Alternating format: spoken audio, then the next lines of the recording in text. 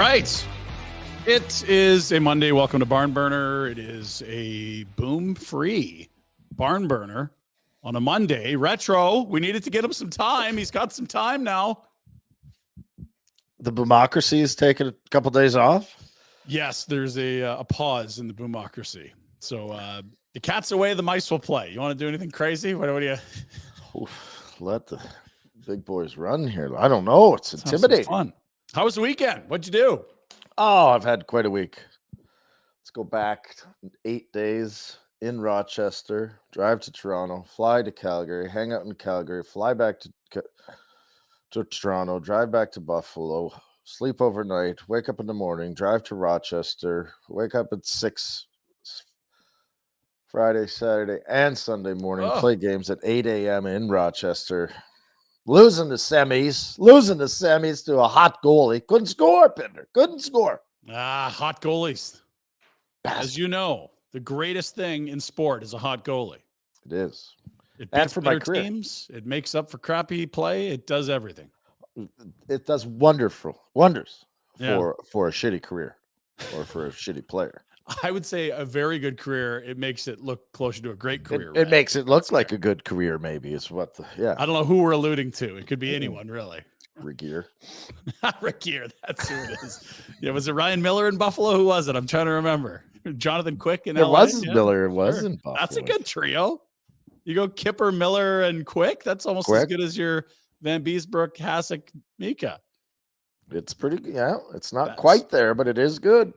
Listen, all you young D-men out there, if there's one thing you need to do, and Rhett will tell you, play on teams with exceptional goaltending. Key. I don't know how you do it, but if you can do it, you're set. Scouts will love you. What'd you do? Well, you're missing this, and I know you're really missing it, but here with the children in minor hockey, we were blessed to have our full December schedule drop on the 1st of December. Well, it makes a lot of sense for people with kids and families and jobs. It's not a busy month. It's not like people are trying to book holidays or there's social events. So on December 1st, we saw that the month of December, we didn't have hockey until the 7th. So we had a pretty quiet weekend, some birthday parties, little pickup shinny, let the kids get creative, and threw the one in goalie gear. I'm screwed. And celebrated a Steelers victory. Oh, good morning, Jack. Jack, how are you? Jack there? Oh, Jack didn't go with Boom? Jack, I should have went with Boom. Yeah. If you're in Hawaii, the time zones, I don't know how that works. Have the Steelers played yet? If you're in Hawaii, is there a chance they could win that one? You could still be happy if it's not over in Hawaii. Did you see Jack in the old group chat on the weekend? I did. Bring Matt Canada back. I'm done. Pitching and moaning about the guy for 3 months. I love it. What Bills? Where were the Bills this week? The Bills are on bye. Bills are on bye. What are we doing? Bills on bye. Big loss against the Eagles. They needed some downtime.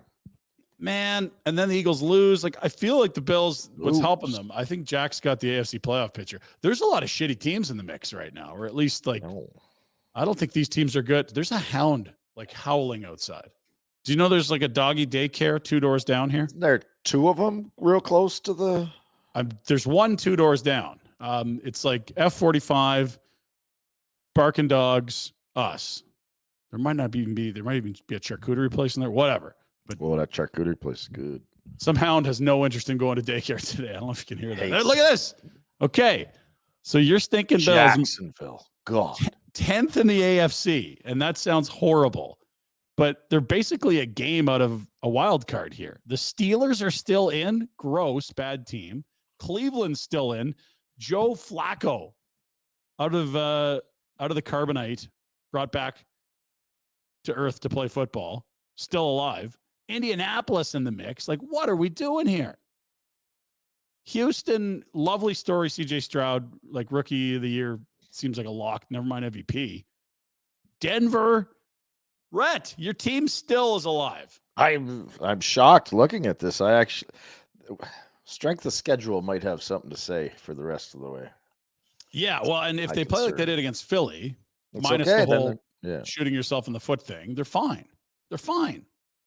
Huge talk around here about McDermott and whether they, regardless of how the season, I mean, like if you win the Super Bowl, I'm sure they'll keep him. But Yeah. even if they get into the playoffs and win a game, whether or not he's coming back next year, big conversation. Now, is he part GM too, or is he just coach? Because I know he's clearly coach, but I think he's part. I don't know. I don't. know. You know what it was? He came from Yeah. what, Carolina or something like that, and he came with another guy. It was like a tandem coach GM, if I remember correctly. I might be butchering that, but that's my recollection. Either way, it's a lot of chatter. Bills are in Kansas City this week. Fuck. That's not the end of the world, though. Kansas City is beatable this year, We saw it last night. Green Bay got him. Are you kidding me? right? Like they aren't. Yeah. I don't think you have to respect Kansas City, but I don't feel like you're being overwhelmed by Kansas City anymore. I'd agree. It's a good defense, and the offense is really like just don't give Mahomes the ball with 2 minutes left, and you're probably fine. That's about it. They don't scare you. To the Flames, they had Vancouver on Saturday. Tyreek. The world's happiest man and I went to the hockey game on Saturday together. Johnny Winwick, your pal, says hello from ATB. Very nice of him to take us. And then Joel Otto, we did one of those VIP experiences where you go early, you have dinner, one of the alumni speaks. Joel Otto could still play for this team. Like, what is that guy eating? Does he have a hyperbaric chamber at home? There's no way he played on a cup-winning team in 89. He couldn't have been born in 1989. He was a bigger, badder bastard than when he was playing, probably. He was probably more out of shape when he was playing than he is now. It is wild because you'll see his teammates and it's like, yeah, like there's been guys around 30 in 1989, 99, 09, 19. Yeah, like, yeah, there'd be guys that are like in their late 60s that were on that cup winning team. He looks like he's 38. He can still play. Not fair. It's not, it's genetics, right? Yeah, has nothing to do. Like he's done both his hips though, so I can't really. Tough time with those hips. Yeah. Anyway, it was good to see the boom, Johnny. Joel Otto was awesome, and the Flames. Well, it was the big Nikita Zadorov return, Rhett. How was the montage? The montage was brief, and the booing subsided or continued. Yeah, it was the welcome back to Calgary, Nikita, and all the Flames fans booed, and the 1,000 Canucks fans cheered. So the mixed response wasn't that mixed when you realized how the crowd was split. Yeah, when you tell to City and a team that you want out of there, hard to get support, I guess. Do you have any sort of like final thoughts? Because I think he kind of had people duped a little bit, but I don't know that anyone didn't wise up to it. I think a lot. And that's just it. I don't know if they were duped. Yeah. There was kind of a misconception but as soon as you looked at it, you're like, no, this is what he is. This is who and what he is. He can pretend to be a number one on a shift. One shift every 3 games. You look like a absolute superstar, and then you watch the next 12 shifts and you go, okay. Yeah. Well, and we've got a piece in the Pinder Report coming up that I'll let you react to because it's kind of a nice recap of all the things that happened this year alone with Big Z, who is now a member of the Vancouver Canucks. Of course, he scored the game winner, Rhett, on Saturday. I did notice that. And I was like, for sure someone had money on that. 100%. That would have been a bet we would have made if we had a show on Saturday morning. You'd have been like, son of, I can't believe he didn't score. Like, Plus they always score. Whoa! How many homes would you own if we just put $1,000 on former Flames scoring against the Flames and just let it ride? Like, it would be impressive. More homes than you own today, which I think is 2. There would be a lot of dough in the bank account for sure. Yeah. Yeah. He and Tyler Myers were a third pair that one person I was texting with described it as 13 feet of lobotomy, which was an interesting way. That's a lot of dude, but not a lot of decision-making. They're both great skaters. Yes, they are. Big. You know what? For what they are, that might be very effective if Tocchet can just say, listen, you big dummies, play this way. That's all we need. Yeah. Don't remember when the Flames signed Goodbranson and you're like, yep. Like, wow, that much money. I thought this guy was on PTO territory. And then he put Z in, they traded for Z with 3rd rounder to Chicago. And then they pair him with Goodbranson, Sutter's coach. And you're like, shit, this is working. Like both of these guys, probably their whole career till they got to Calgary, were slotted improperly. And they probably believe they're top 4 guys because of where they were drafted, both very high picks, first rounders, both guys that have a lot of tools, both huge humans, which people covet in this sport.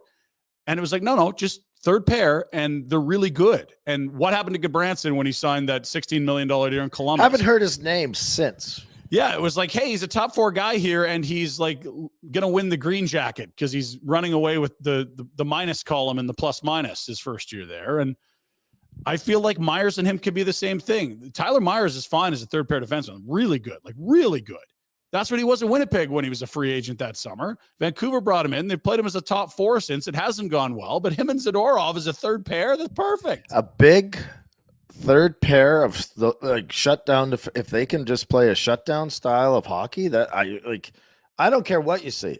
The reach matters. Yes. Zadorov's fairly physical. Even Myers can bang some. Like I actually think that's a good tandem for a playoff run. Yeah.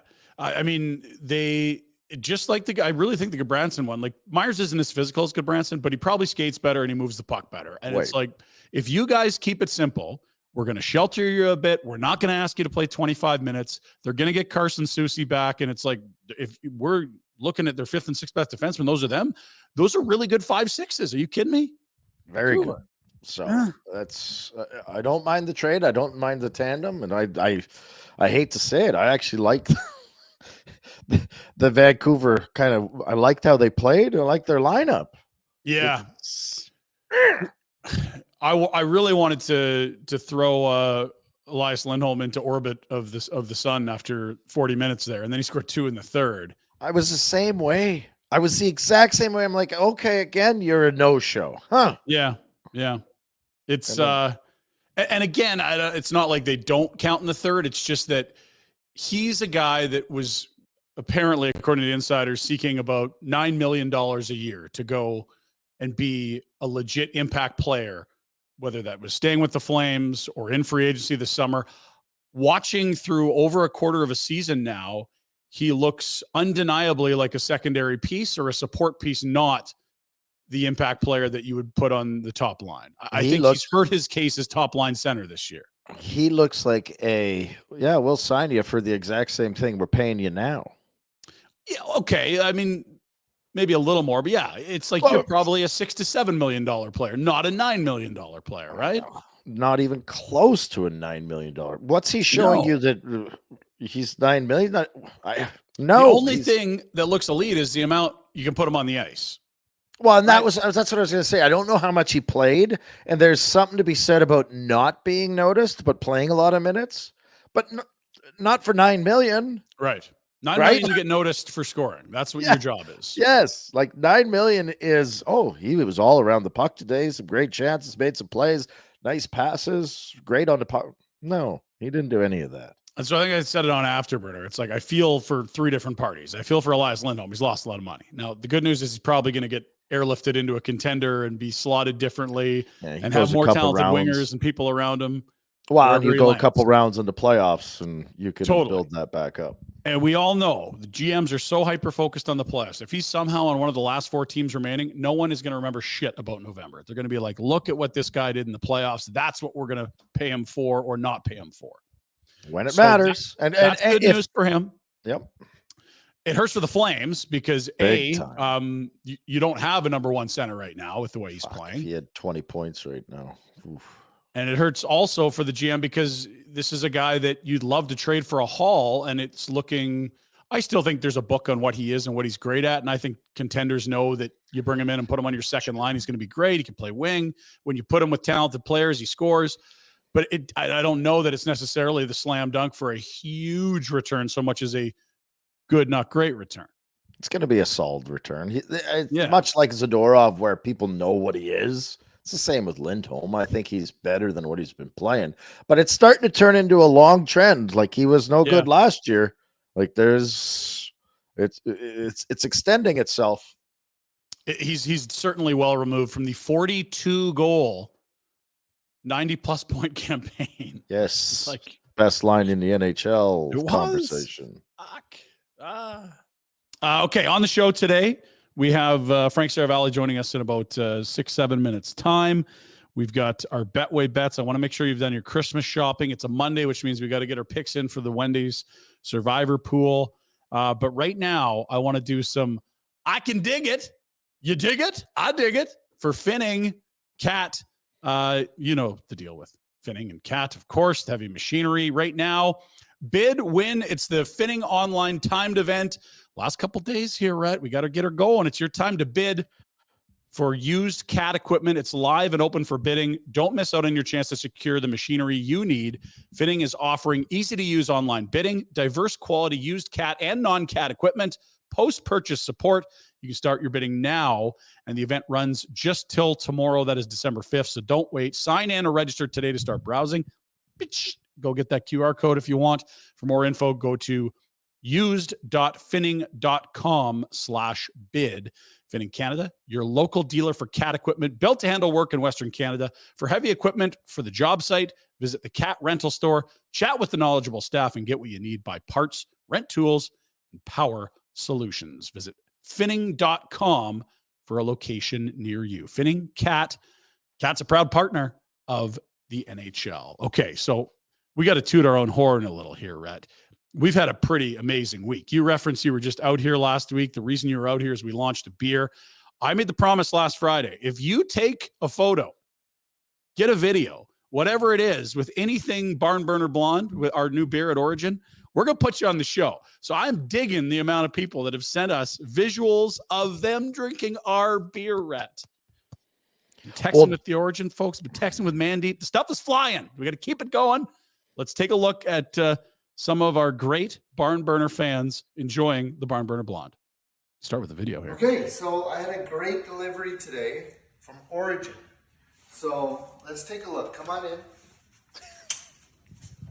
See what we got here. Wrapped up. Look at this. Is that Christmas. this here? Says thank you. Hi Noah. We are proud to let you know you are one of the first to order our Barn Burner Blonde. We hope you enjoy this ale as much as we do, the Origin family. Okay, let's take a look. See what you got. Christmas has come early. Okay? All right.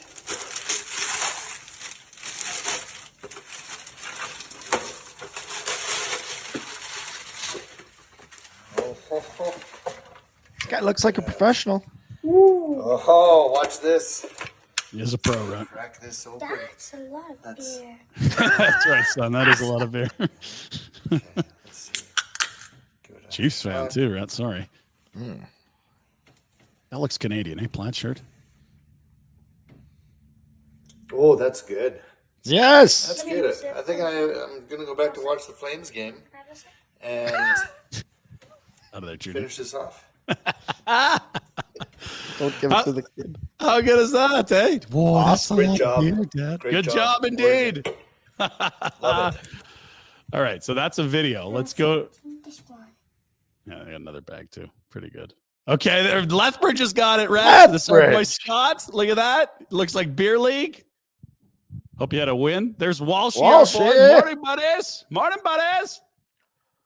And then this is our boy Mike watching kid hockey. Hashtag U16 AAA.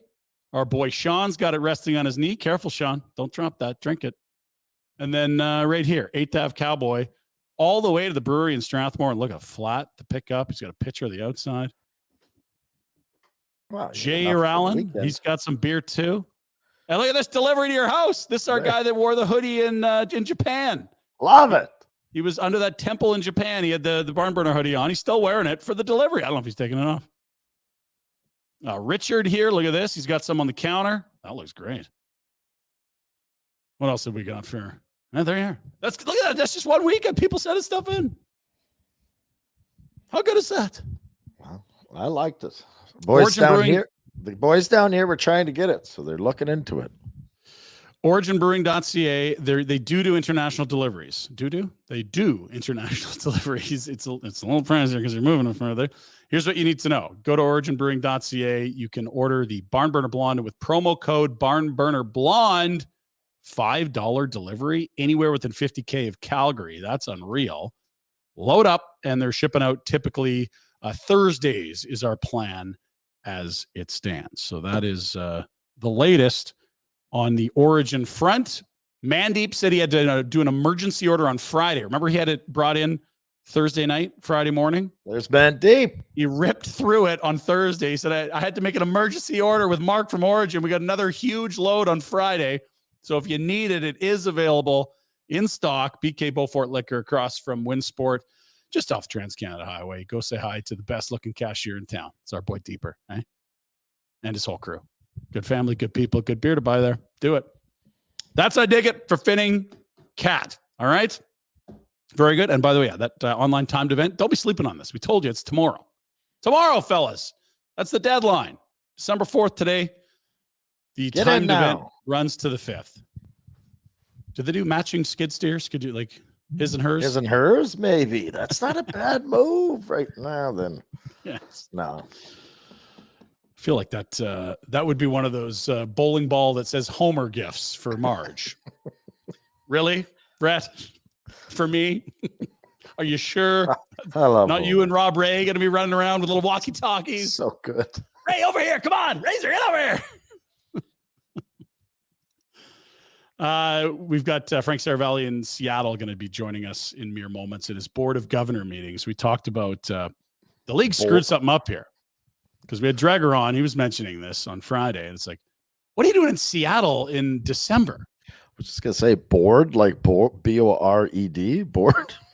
Seriously. Yeah. Like, is this a rainwater convention? What are we doing in Seattle this time of year? No.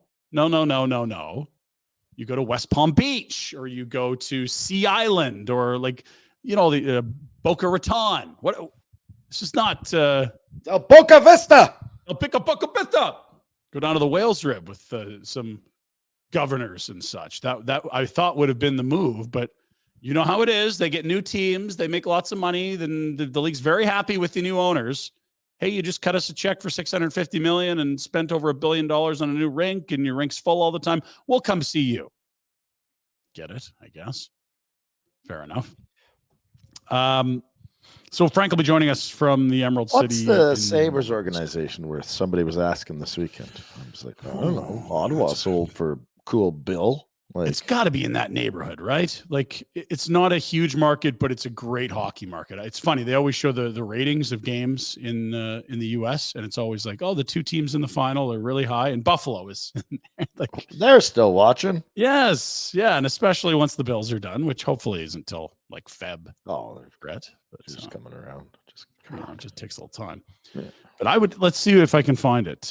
Because I know if Ottawa's $1 billion, but I think I think that I don't know who values them, but I think they're out to lunch a little bit. I think it's worth more. Like, I don't think Ottawa's they got more than they had it listed or valued at. That is it. Forbes that always does that. There's a bunch, and there's a new one that I want to. You know what? We've got our insider from Seattle. Let's. I'm sure he'll have more insights on this than we do, which would make sense. Him being, knowledgeable and an insider, and us being total Muppets. It is time for one of our insiders, and we go to the insider hotline for that with TELUS. You can enter to win one of 6 monthly prizes, including Calgary Flames hockey tickets and awesome tech like AirPods, Apple Watches, and more. No purchase necessary. All you got to do, fill out a quick survey to enter. Go to TELUS.com/Flames contest. At TELUS, they're using world-leading technology to drive meaningful change, from transforming healthcare and making our food supply more sustainable to reducing our environmental footprint and connecting Canadians in need. In 2022 alone, TELUS and their team members, retirees, volunteered 1.4 million hours and gave over $125 million to local communities. It's the most giving company in the world. Let's make the future friendly. Learn more at TELUS.com/givesback. Frank Seravalli from Seattle. You got screwed, Frank. You should be in the Florida sun. And if it's December in Seattle, I'm guessing it's wet. Yeah, it's quite moist here in Seattle. Yeah. And we get you like 3 hours earlier because it's Is it usually Breakers that you guys go to in West Palm or something like that? Yeah, there's some really good hotels that we get to for Board of Governors every December. It's like the perfect time of year too. It's like you've settled into the season. Everyone's kind of just floating along. It's before the holidays. They've always got the Christmas decorations out, and we got Seattle this year. That's okay. So this has to be a dear billionaires in Seattle. Thank you for giving us so much money, and let's all look at your shiny new rink and compliment you on the team you have. We'll do the Board of Governors meetings there. Yeah, that's part of it. It's also, look, the Winter Classic's here in less than a month. So that's also part of it as well. They want to try and continue to promote, and they want to try and mix it up because I think some of the teams from the West, like Vancouver or Seattle or whoever it might be, the LA Kings, they don't love flying out to Florida every year either. Sure. As nice as Florida is, it's still kind of far for them as well. Tell us more about that outdoor game. I think that's kind of flown under the radar. We saw the jerseys accidentally on purpose get leaked on AEW Wrestling like a month ago. The Vegas. They also got leaked by the Utah Jazz. Yeah, like, which is this supposed to be like some super 3D chess version of marketing, or did they totally fuck something up here? Well, I don't know about you, but my hair's already gray, but I put on my tinfoil hat, right, and I'm like, oh, Utah Jazz, they're owned by the guy who wants an expansion team. Oh, wait, they randomly leaked an NHL Winter Classic jersey? How did the Utah Jazz get their hands on a jersey that's not available to the public yet?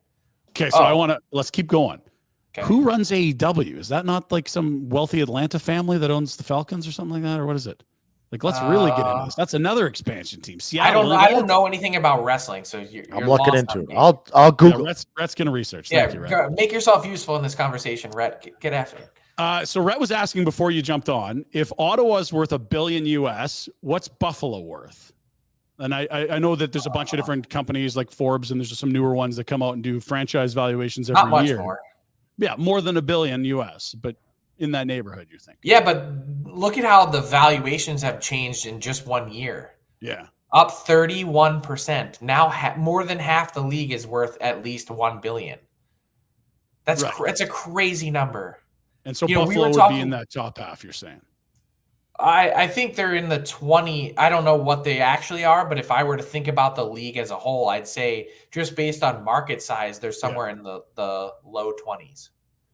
Okay. And again, it might be a similar size to say like a Carolina or a Nashville, but it's a hockey first market, right? If they have a contender, which it's hard to remember, like Jack might have been in diapers the last time they had a contender, but that's a building that'll be rammed and you'll do well. I was at the last Sabres playoff game, 2011.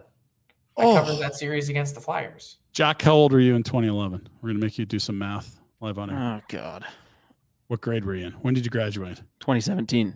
Yeah, so you're in like junior high school. Jesus. It's been a while, Frank. Yeah, Jack didn't have any hair on his balls yet. We'll take his word for it.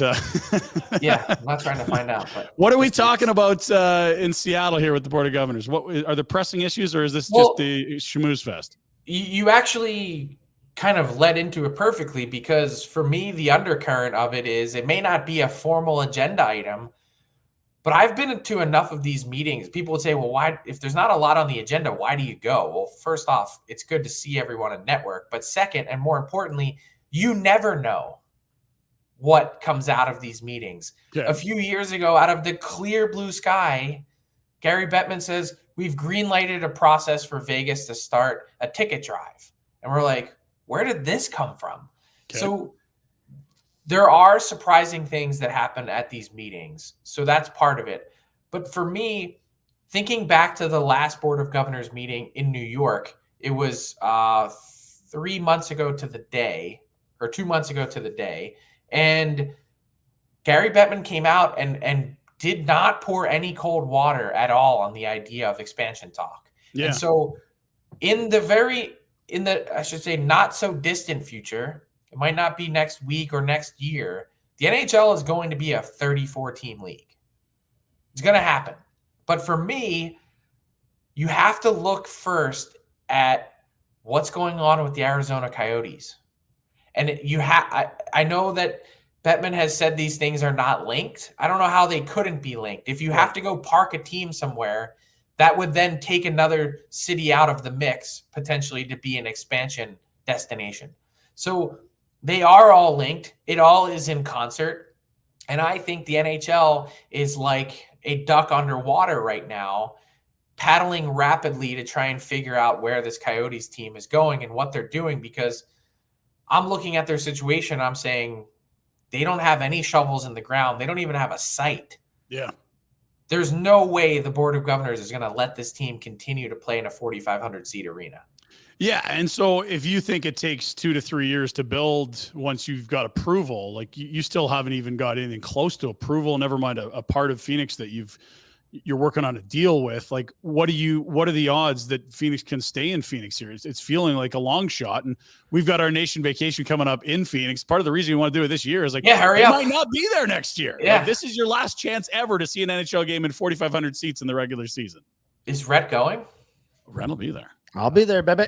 Oh, it'll be off the rails. I want to fly in just for that. Why don't you? Come on. It's the States. You can fly anywhere direct for cheap. Let's go.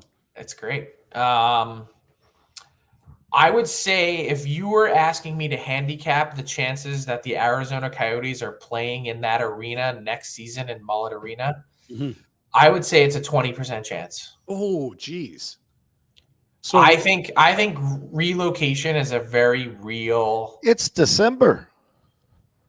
This is my point. This is why I'm here. Wow.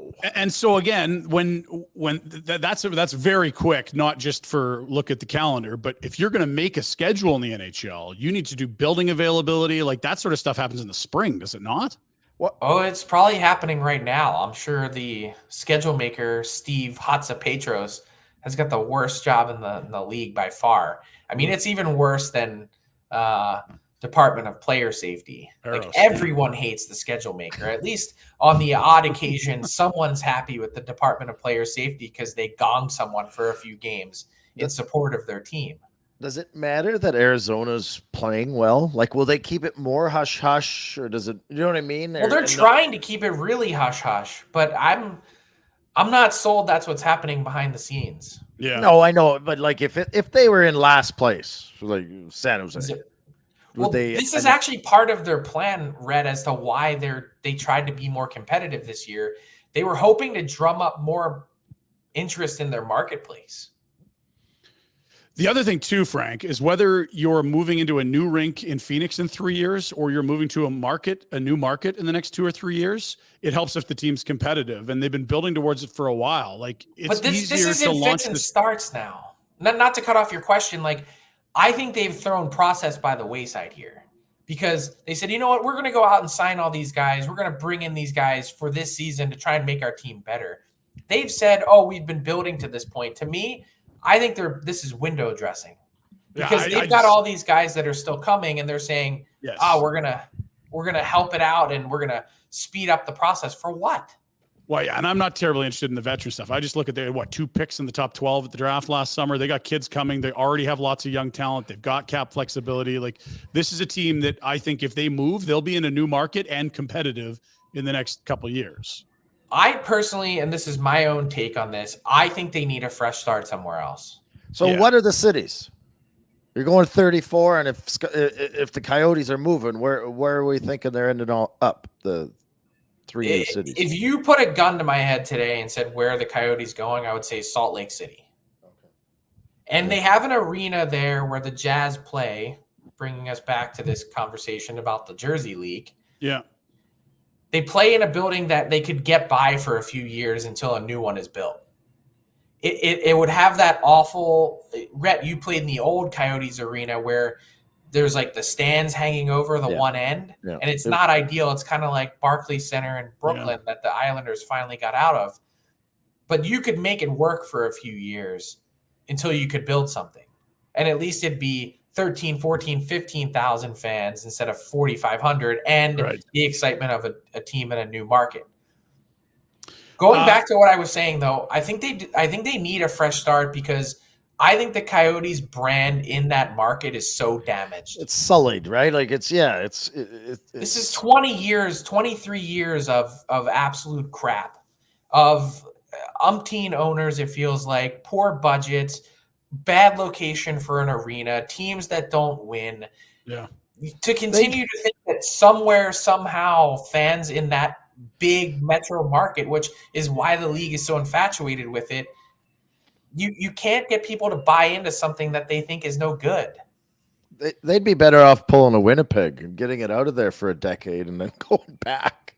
I think they're going to go back, and I don't even think it's going to be a decade. I think it's going to be as soon as the Coyotes are gone, I think Phoenix becomes one of those expansion destinations.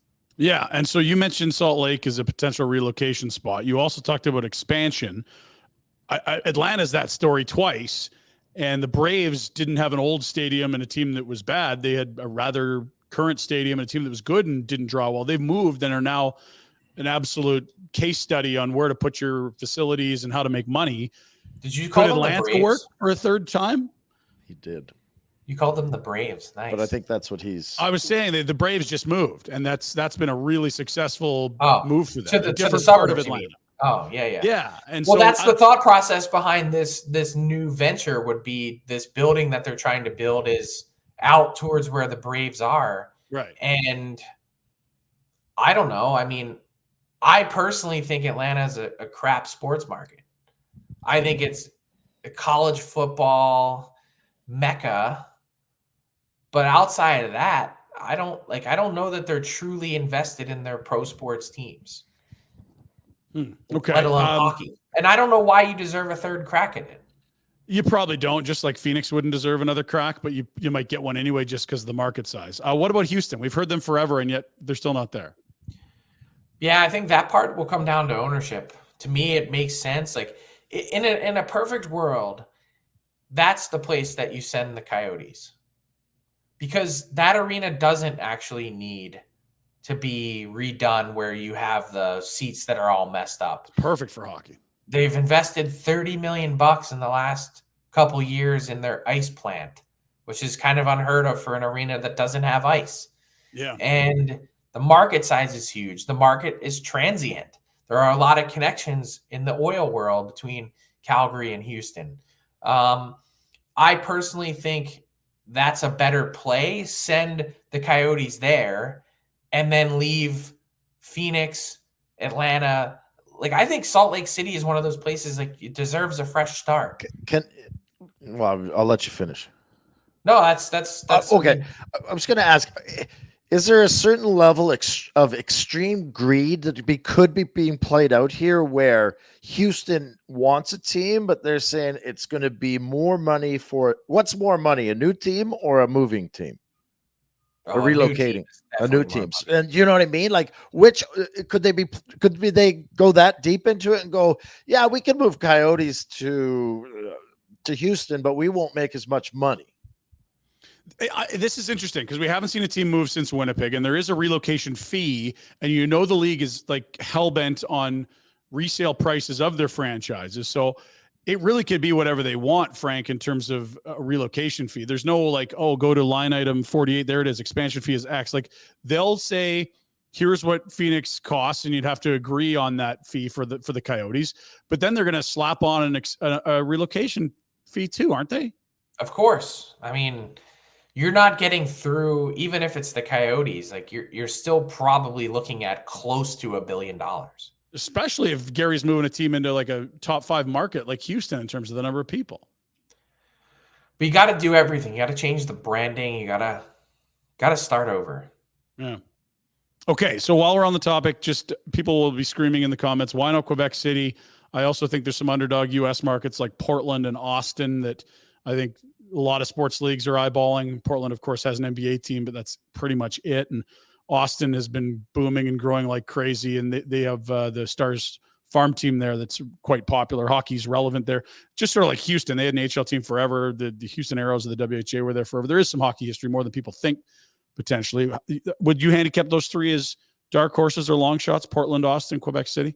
Yeah, pretty deep long shots. I mean, Quebec City specifically, I know everyone wants to see it, but it's a small market. And more than that, you're already starting to see the cracks in Winnipeg.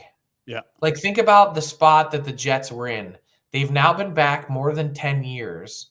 And the big issue that they're experiencing now is they had fans. I don't know if everyone realizes this. They had fans sign up in 5 and 10-year season ticket commitments. Mm-hmm. And those are now expired. And so they've had to sort of start over. Their prices have remained sky high because their team was competitive and because it's a really small building. And in the meantime, because they got all these season ticket commitments, they never had to go out and build a corporate base of, hey, these guys are buying our suites. These are our big, packages that we're selling.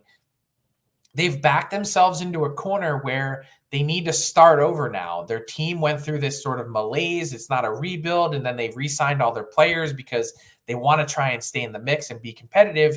But at the same time, they need to build a corporate base, and Winnipeg isn't a big corporate city. So they're kind of in tough right now. They haven't sold out one game so far this season. And they're not bad, to your point. Outside of Arizona and that college arena, it's the smallest professional NHL building there is, and they haven't sold it out yet. And they're in a playoff spot. Like, if you think that's it? What's that? Is it going to make it? Winnipeg? Yeah. They're owned by like one of the 10 or 20 richest people in the world. They should. Yeah. But to me, if you think Winnipeg is struggling, Quebec City that would be that on steroids, and in a bigger building. No, that's fair. It is, and I think Winnipeg is unique because for the reasons you alluded to. With a building that small, you have to charge a lot, and they've set the bar very high. There would be cheaper seats in Quebec. It's a different formula, but it's a smaller market. It's like the other thing it does is it really actually affects the Montreal Canadiens financials significantly because that's their home territory. And all of a sudden you're slicing that up. And it's like the Canadiens wouldn't be keen on a Quebec City team. I mean, I think they wouldn't because they own an entire province that's actually a lot bigger than people realize. And their games are so incredibly valuable on a night-to-night basis just from a regional TV perspective in French. Yeah. So if you bring in the Nordiques, it's like, what are you going to get? Half the audience, 2/3? Like you're losing money if you're the Habs. It's a less valuable product when you don't have a monopoly for French-speaking Quebec hockey, right? It's the same reason why there's not another team playing at Scotiabank Arena in Toronto. There should be. They should have undoubtedly a Lakers-Clippers-like thing going on there. Sure. And they don't. Yeah. I don't want to do this every week, but I do have to pimp this new podcast that I'm really enjoying called Frankly Speaking. It's wonderfully produced, great guest. The host is, decent. Marty Walsh you had on a couple weeks ago when he was also not new. That's the best part about the whole thing. I know, but it's a new season of it, and it's kind of new relative to, I guess everything's new in the podcast space, but the new NHLPA leader, he has designs on getting a slice of some expansion fees if they exist. How hard is that? And what are sort of these knots on the horizon that the PA and the NHL have to sort out with new leadership? Where the hell does that money go? Exactly. It goes right to the owners, all of it. Well, not only that. No. I'm saying if Marty was able to, I don't think he would be able to, but if he was able to get a slice of the expansion, who gets that money? The players that year? Good question. Sorry. We're going to ask that guy that hosts the podcast. Hope he had more on that. I don't want to say never, but I feel like the players I have a better chance of getting pregnant than the players getting some of that money. Jeez, Frank. You're disappointing the players there. We've written you off for getting pregnant. So players want a piece of it, then they should buy a team. Yeah, I mean, how do you think the Kraken and Golden Knights feel? They don't even get a cut. The two newest teams in don't get a slice of the next expansion fee. So Vegas didn't get a slice of Seattle. Does Vegas get a slice of a theoretical? Nope. Just forever? Or? I don't know forever, but I was told that that's the case. Because I know it was the next one they didn't get a piece of, but if that's perpetually, like, yikes. That's so like billions probably of not dollars. Perpetually. There's probably a term on it. But so let's say that it is. The league is just hypothetically that they are expanding to 34 teams. Yeah. And let's call the expansion fee $1.2 billion each. Mm-hmm. That's $2.4 billion divided by 30. Man, I'm going to do the math on that real quick. Which is 80 million. It's a lot of zeros and it's a lot of money. It's like It's sitting right in front of you. Why is the NHL going to expand? Because it's here and someone's writing you a check. And it's huge, huge, huge money. It's free money. They don't have to split it with the They don't have players. to do anything. And then on top of that, revenue from a whole league-wide perspective goes up because you add 2 more teams into the pot, right? 80 million US each owner would get a check for. Thanks for letting 2 more people into the club. Here's 80 million. How many owners in this league actually paid less for their team than 80 million? I would think. Well, more the than conversation came up in Buffalo this weekend. What's the franchise? Some buddies there were like, "What's it worth?" And I'm like, "What's got?" And Pagula must have paid. There's no way he paid over 200. No, assuming some 150? debt, I bet it was in that range right there. That's. I mean, why do you think Mark Cuban is getting out in the NBA? He Money. paid $285 million, and he sold his majority stake for $3.5 billion. At some point, you're just dumb, and they let him retain. Yes, he gets to run it. He gets all the share. He gets to do all the great parts of owning a team. He gets to be in the club. He's in the club and has none of the risk. Okay, so Terry Pagula and his wife bought the team for $189 million in 2011. And it's going to be valued around $1 billion. So you're talking over 5-fold since. Okay, so this isn't even the real value of a team. So like all that's great. Like that's amazing that in the meantime you have an asset that appreciated 5-fold or more in your tenure as owner. But think about all the amazing tax shelter you've had, writing $50 million checks per year to keep it afloat. People complain and they're like, "Oh my God, I'm writing a check for $50 million." Well, it's like you can write it to the government or you can write it to the team to keep it afloat. Well, that's the big rumors around here is that they really liked the tax write-off situation. It was wonderful, but now they're getting sick of it. Well, I don't think they're losing money now, but under prior CBAs, they're probably losing money now. They were losing money. I mean, last few years for sure, but they're not better. Ryan, you're not understanding that That's there's no corporate dollar here either. It's one of those situations where it's really like when you don't sell the suites in your building, that's an issue.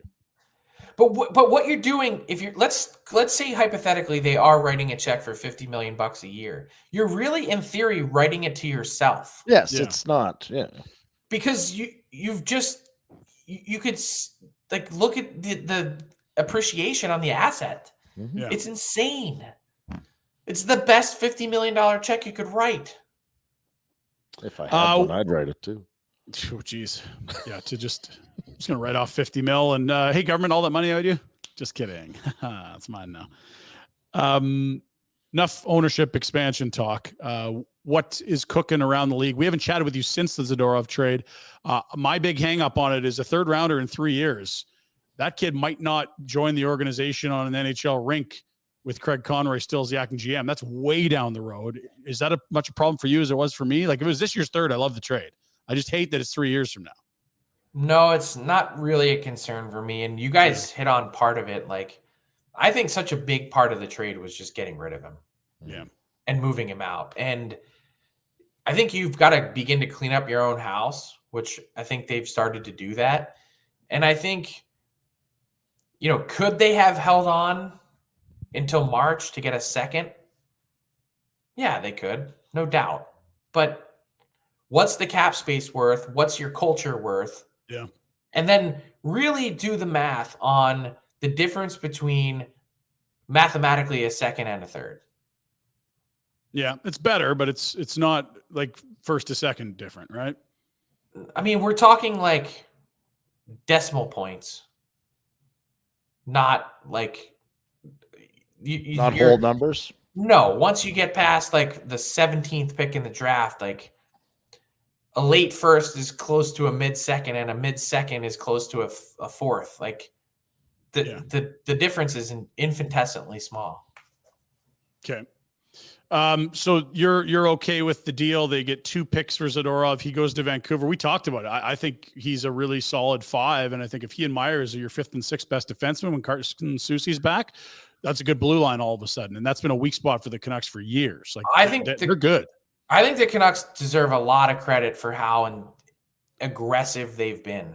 I mean, look at the moves they've made. I truly believe in today's NHL, there's so few transactions that are made that really the nature of building your team is stacking little 5% wins on top of each other. Mhm. And you ultimately get to where you want to get to. And just like they've made 5 out of the last 8 trades. They got rid of Pearson. They brought in a backup goalie who's been excellent with Thatcher Demko. They found a way to move off of Beauvillier, timing it perfectly with this Corey Perry situation and Taylor Hall, then taking the asset that they had and the cap space to turn it into Zadorov. Like, to me, you can sit back if you're a team like Buffalo or if you're a team like New Jersey, and you can wait and you can say, oh, things are going to happen and our team's going to improve and we're going to continue to progress and develop.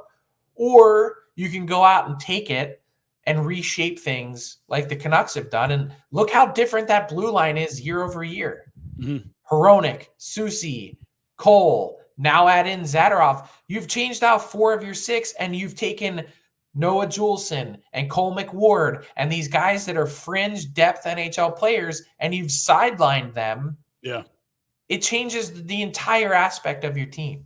We were saying it, like Tyler Myers was a great defenseman in Winnipeg because he played on their third pair, and he was excellent in that role. And they brought him into Van, and it was top pair, and it was second pair. Like, you've got him in a spot where he's going to have success now. 100%. And the whole team now, Thatcher Demko looks that much better when you take 2 fringe defensemen out of the lineup and put in real NHL players. Okay, we talked about it earlier. Elias Lindholm wanted around 9 a year was the rumor on an extension in Calgary. A quarter of the way through the season, he does not look anything close to a $9 million player. I think Noah Hanifin probably has shown a lot of value, and it looks like he could be turning in a career year. And Chris Tanev's been Chris Tanev. Maybe just walk through the 3 other notable UFAs for the Flames and what Craig Conroy's dealing with here. Well, I had a really interesting sort of internal debate with myself putting together my first trade targets board of the season last week. And I ultimately slotted Lindholm in the top spot. I know what this year has been, but like, let's just say hypothetically that both Lindholm and Hanifin go to market next summer. Mm-hmm. Which player gets more money? I would have said it's Lindholm with a slam dunk, but if he's going to have an awful year and Hanifin's going to have a career year, it might be closer than we would have thought. Maybe closer than we would have thought, but still probably not even really. Like, there's a ceiling to Hanifin, right? Yeah, he's never going to run your power play, and he's definitely a 2-3 with lots of minutes, but it's not a offensive wizard, right? He can do everything but the offense. Okay, and that's such a big part of today's NHL. I think where the Flames and him were talking, north of $50 million is like the absolute limit for him.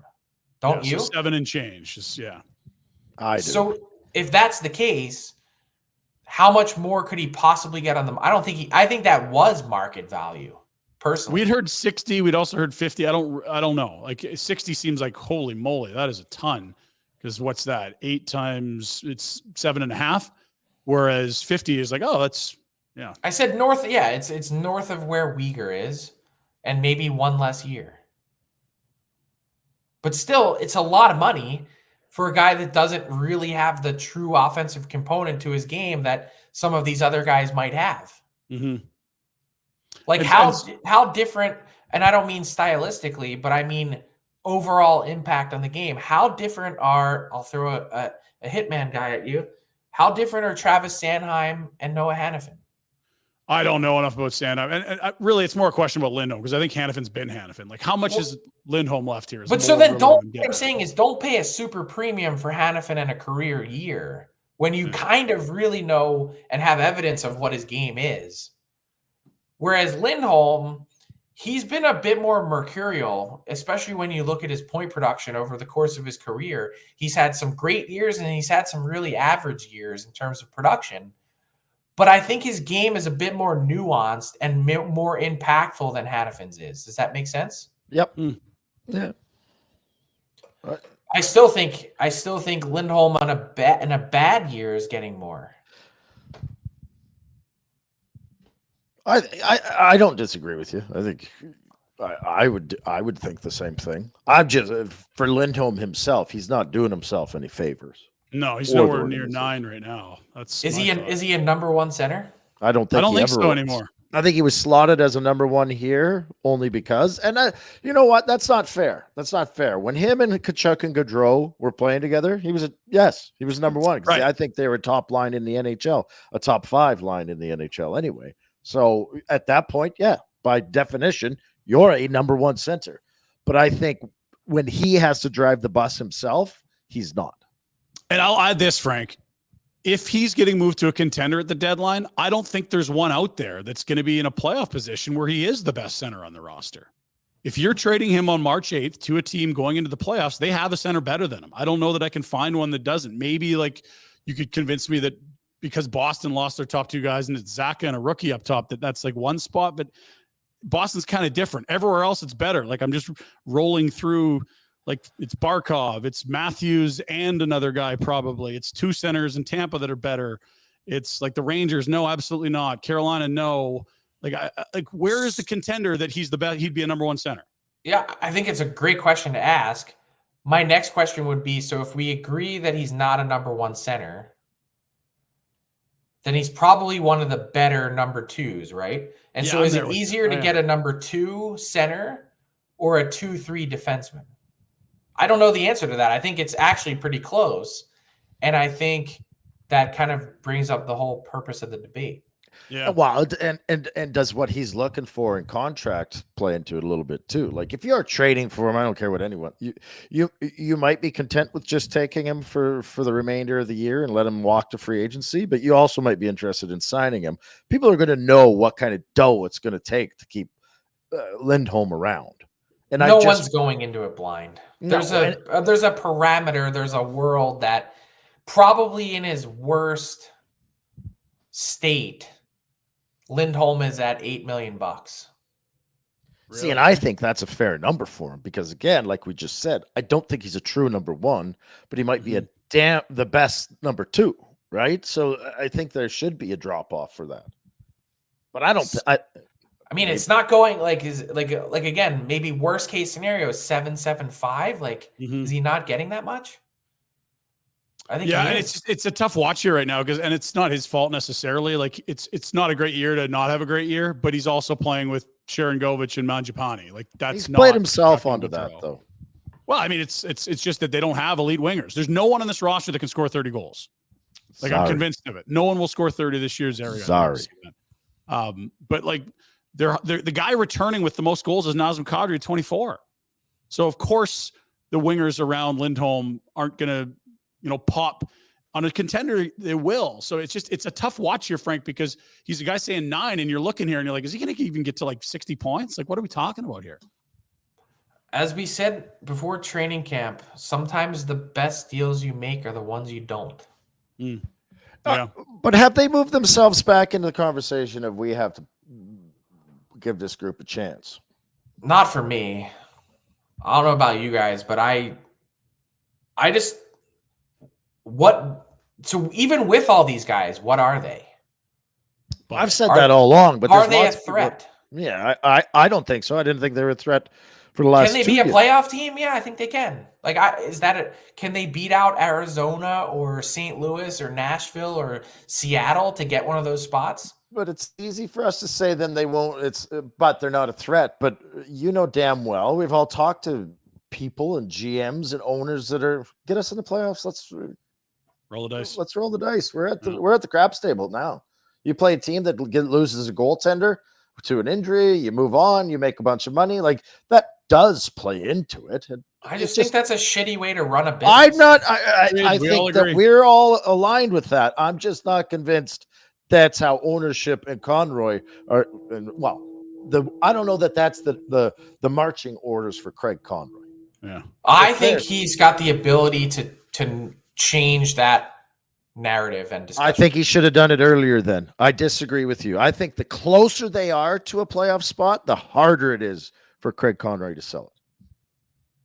Oh, I see. I think there's enough apathy in the market that I think you can point to if you're Craig Conroy and Jerome McGinley and you have the ear of ownership and say, people are tired of this. They're tired of being in the murky middle where there's really no path forward to be a contender.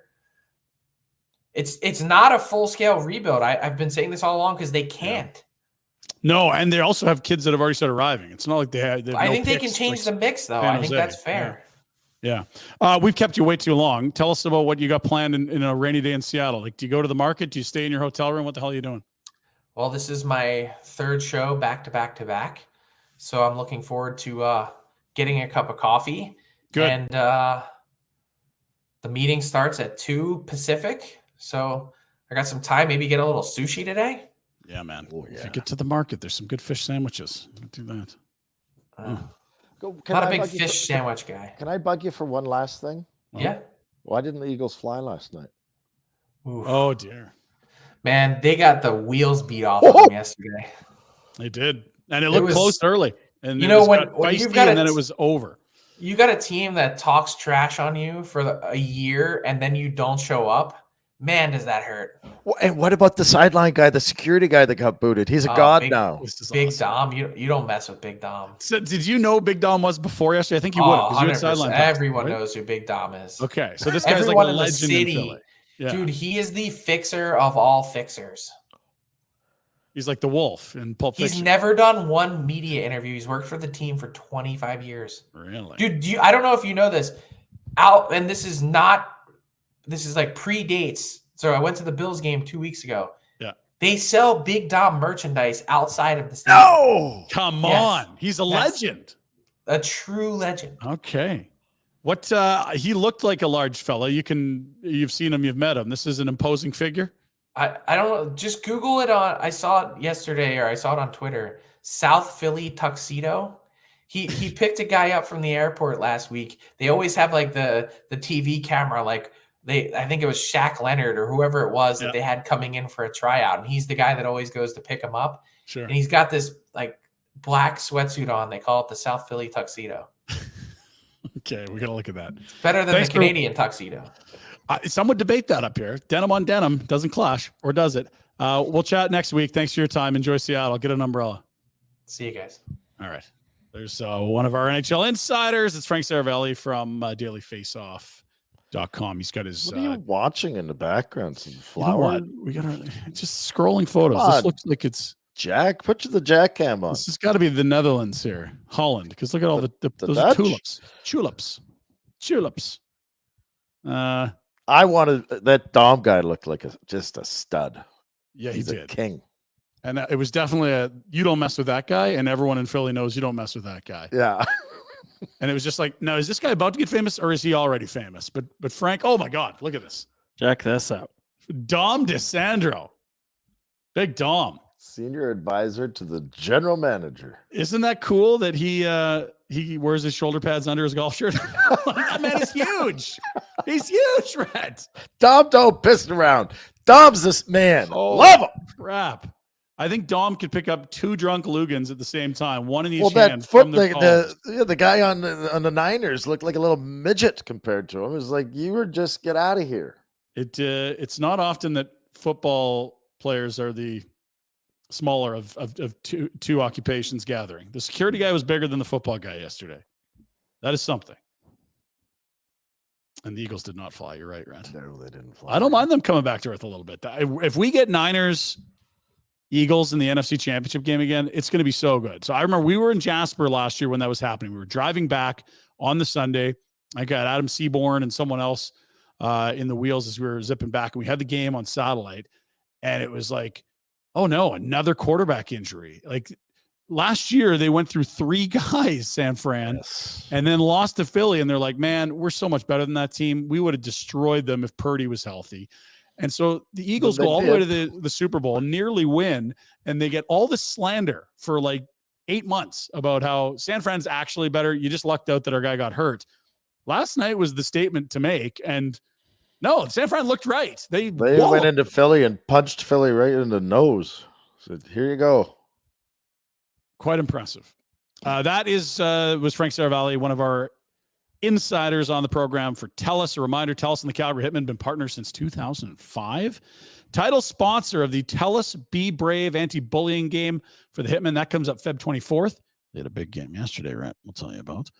What it means is youth from schools in Calgary area will be bused to the game in anti-bullying gear and key messaging passed to the kids throughout the game, spreading awareness on bullying and what to do when you see or experience bullying. Good on Tellus for that. And we do have a little hitman today, as we will get to in the Pinder Report. I'm trying to get this damn image up here. So it's okay. Jack, if you want to go full screen. So we got to get back. I don't want to buy bigger. No, let's do that. Go and start the. It's way better. Yeah, black's not better. There we go. Hey, all right. Way better. Now we got it. There's the old barn. Very good. How's your snoring, Rhett? Tell us about your snoring. It's fine unless I'm in the piss, as they say. Yeah, it gets worse with the boost for sure, but there are ways to make it better. In fact, check this out. You heard about it a month ago. I went to see Dr. J, our boy at Outdoor Dental, and I'm not snoring nearly as much. Better half, quite impressed with this Dr. J. He's climbing the power rankings at our humble abode because it was not good before, and it's quite a bit better right now. How do they do it? Well, first off, they don't do needles or drills, anything like that to begin with. They have this Celea laser, which is incredible for dental work, but also they found pain-free, comfortable, and snoring treatments that are only 15 minutes long. 2 treatments of 15 minutes. It'll increase the tension in your soft palate. That reduces snoring. No surgery, pain-free, 15 minutes. You're watching TV on the ceiling while it's happening.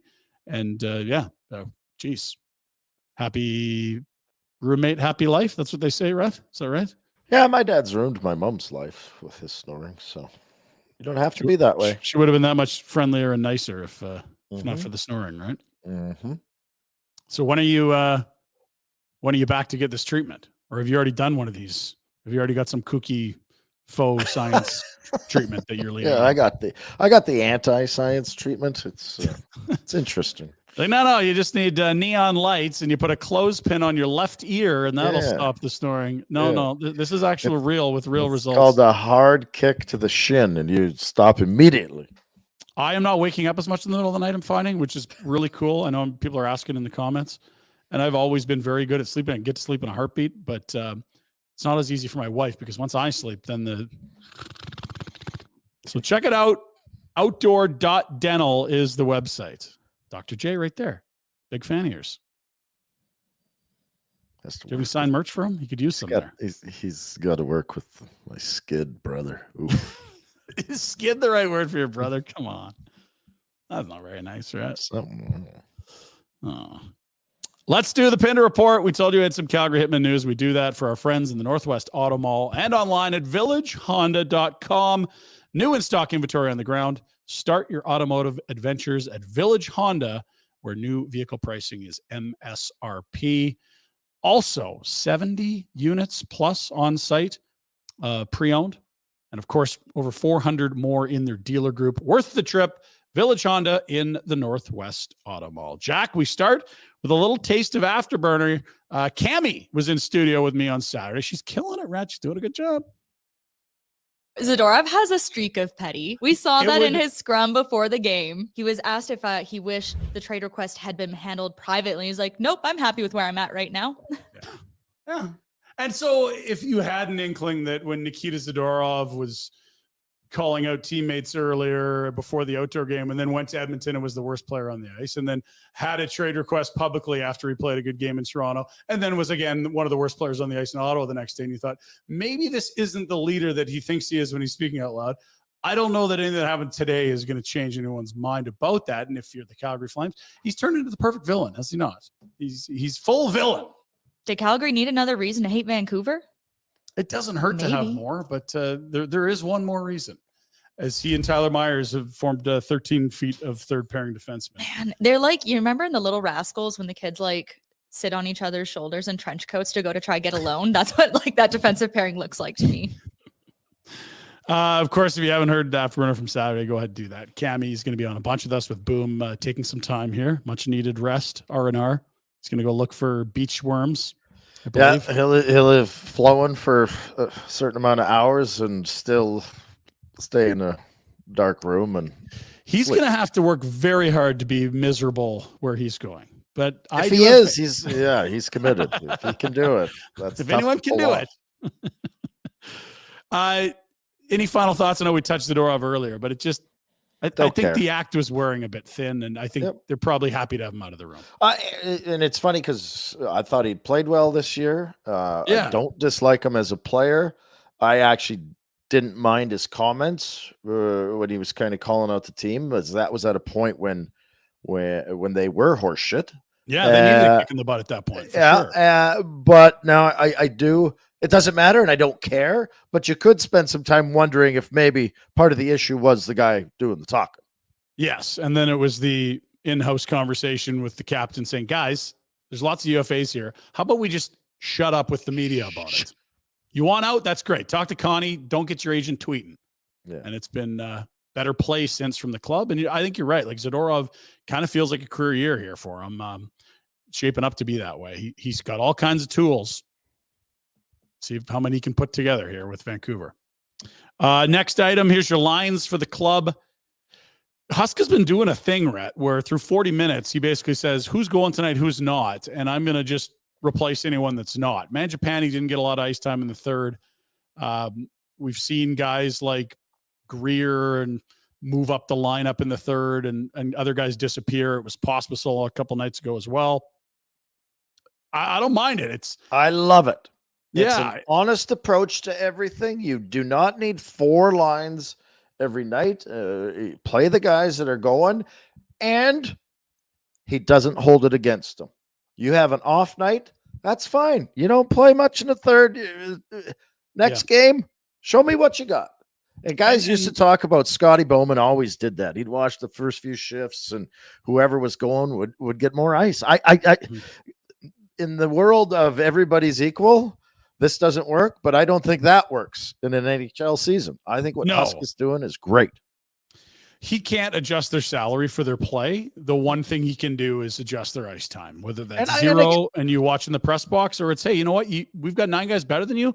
You can watch for most of the third. I have no problem. It's great. Yeah, and I don't think he's holding it against them. It's a way of motivating, and guys will recognize that, oh, I can't take shifts off. But there are nights when guys won't have it.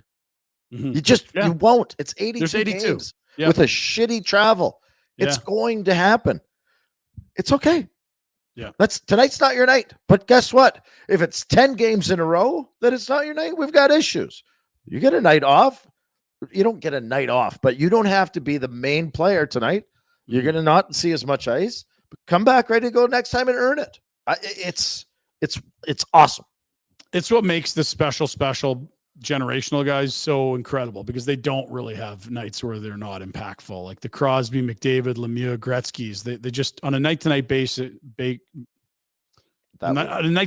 they're stars. They're impactful. It's really hard to do. To be great for 5 games or 20 games is in the best league in the world is impressive. To do it for 80 plus is almost impossible. And how many times it's also shitty for teams. We've all been fans. We watch the Flames where it wouldn't matter if there was a young guy. I don't have anyone in particular I would name, that comes up and is playing his ass off and giving her, and it doesn't matter. In the third period, they go back to the same right? Like, the guys go and reward them. Totally, especially the young guys. We've seen how impactful that's been. Let's look at the blue line real quick. Jack just had it up there with Zadorov. God, your third pair is now. It could have been the all Buffalo combo, right? It was close, but we got Gilbert on the left and Osterley on the right. DeSimone is down. He's got 2 more games, and then he requires waivers. So I think they might be just placing him in that break in case of emergency glass, and then they'll go get DeSimone, who I think actually has played better than Osterley this year. And then also you've got Big Red, Solovyov up. You've got Oliver Shillington skating, which we don't know anything about a timeline, but he's a guy that is more relevant when he is skating than when he isn't, at least. And you also just added Mark Pesic to the organization, a right shot D, who cleared waivers and is in the A. That's kind of the look at what your options are for the third pair. Go get him. Play. Go get him, kids. Gauntlet run. We need an update. They were 3-1 to start this 15-game marathon against some of the league's best. Look at that. Look at this, Rhett. Check marks and X's. Bobby, Germany, great work. Job. Great. Win-loss, win-win-loss. That makes it 3-2. And if you're reading along with us, it's Minnesota tomorrow, Carolina Thursday, and they close the 6-game homestand with a matinee 2 p.m.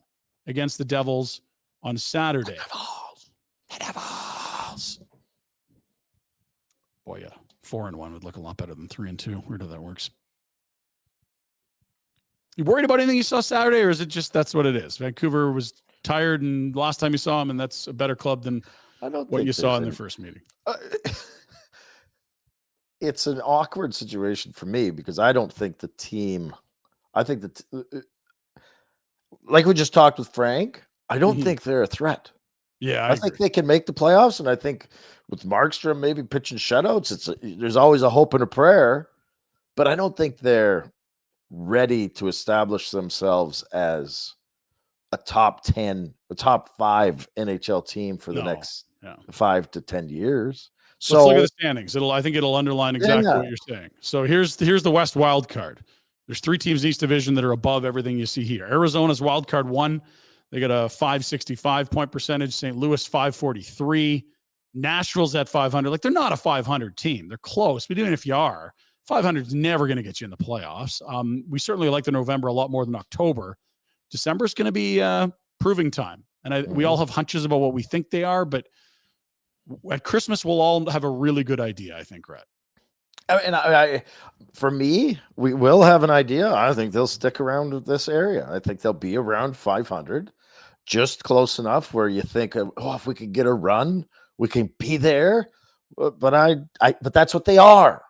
Yeah, they're a run away, and they're not good enough to have a really consistent run.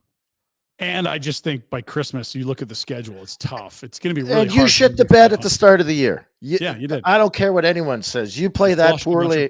Yeah, you can't play that poorly and with that lack of effort and expect to be rewarded at the end. Yeah.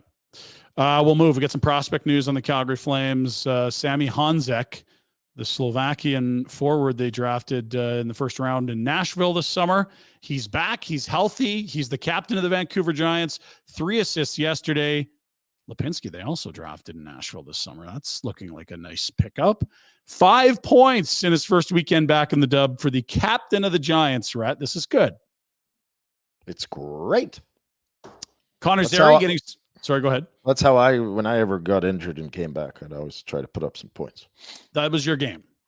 It was like, well, he definitely struggled in his own zone, but he put up 5 points in 3 games. Rhett Warner. Mm-hmm. Playmaker.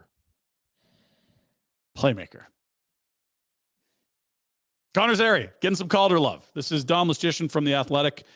His number is telling him, look at this. The security guy from the Eagles, Dom? No, this Dom's a lot smaller. I like this. If someone had to do my kids' math assignments, I'd pick this Dom for sure. If my kid needs security, it's the other Dom. Zary, 6th in Calder influence. He hasn't played a ton compared to some of these guys, but this is a nice start to the year. Found money, Connor Zary. Keep her going, buddy. Keep her going. And you love AI, Rhett. You're a big... Yes, I use it all we love talking about AI on the show. The new Flames rank has been, there's an agreement, Government of Alberta, City of Calgary, CSEC. AI has come up with some great ideas here. I really hope they harness some of these. Let's take a look. See, how about this? No roof. Think about how much money you could save, Rhett. This is genius. Well, we get the Chinooks blowing in. I mean, it doesn't stay cold for long in Calgary. Come on. I am worried about sunset there, but if they make that screen big enough, you won't have to worry about light in your eyes as a player. So that's an interesting concept there. Look at this. Just set McMahon on fire. The new stadium, the beautiful. Again, no need for a roof. I look how the roads kind of disappear too. It's weird. The AI doesn't figure that. And then just setting people on fire in the rink. I think that'll keep them warm if you are going to go no roof. And those are quite the fire pits. Floating jumbotrons. If you can pull it off somehow. I don't know if you're using magnets or what, but that's impressive. That's drone. Is that drones? Yeah. That's what it is. Boy, it looks warm. Looks really toasty, Rhett. Everybody's skating into the arena too. They're skating in the dome. Yeah. You can bring your sticks if they're non-flammable. Flammable sticks have to stay out. Roast a marshmallow. That's right. Good work, AI. Feel like the people doing the drawings, their jobs are safe for a little bit longer. Tonight's schedule in the NHL. What do we got? That's bad. Not bad. Battle of Pennsylvania. Don't mind that. Ben Bishop's old squads, the Stars and the Lightning. Bishop. You've got Seattle, Montreal, Winnipeg, Carolina, Ooh, the Arizona. Shane Wright drama in Seattle, Montreal. They're sure. Yeah, that's right. Totally. Slavkovsky and such. We have Arizona, Washington, and Vegas, St. Louis is the nightcap. I thought we had Jersey playing tonight. I had a nice little Jersey tidbit. Let's go to the quote and see what we got here. We might be teasing another day. Hughes Brothers, Hughes Bowl. Get your seats. Tomorrow it is Devils, Canucks. All three brothers, same game. Cool. Some Now, people are blessed, Ryan. Do you have enough connections to get all your boys on, 2 or fewer teams so we can make this happen with the Warner crew? I don't want them anywhere near each other because I don't know how those Hughes boys get along, but my kids would just ignore the game and attack each other with the sticks. Yeah. Okay. Yeah. Get some of those vibes at our house too. Jets have extended Nino Niederreiter a 3-year pact. El Nino is Spanish for the Nino. $4 million a year. Why not? Okay. Like how he plays. It's like you are open to extending in Winnipeg. Sign this immediately. Well, he's a Finn. He thinks Winnipeg is high class. I like to fish. They have very convenient. I've been going out with Buff. That's right. Hunting is good. Teddy bear toss at the Dome yesterday. The Calgary Hitmen, incredible event. Let us take a look.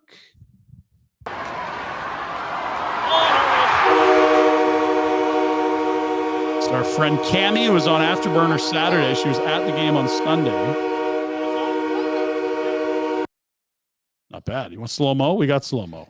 I like the guys that can't make it to the ice surface. Right. Well, they got the nets behind. Did you see that guy? He fastballed it right at someone's head. Just bounced one. You got to have some arc. Yeah. A little bit of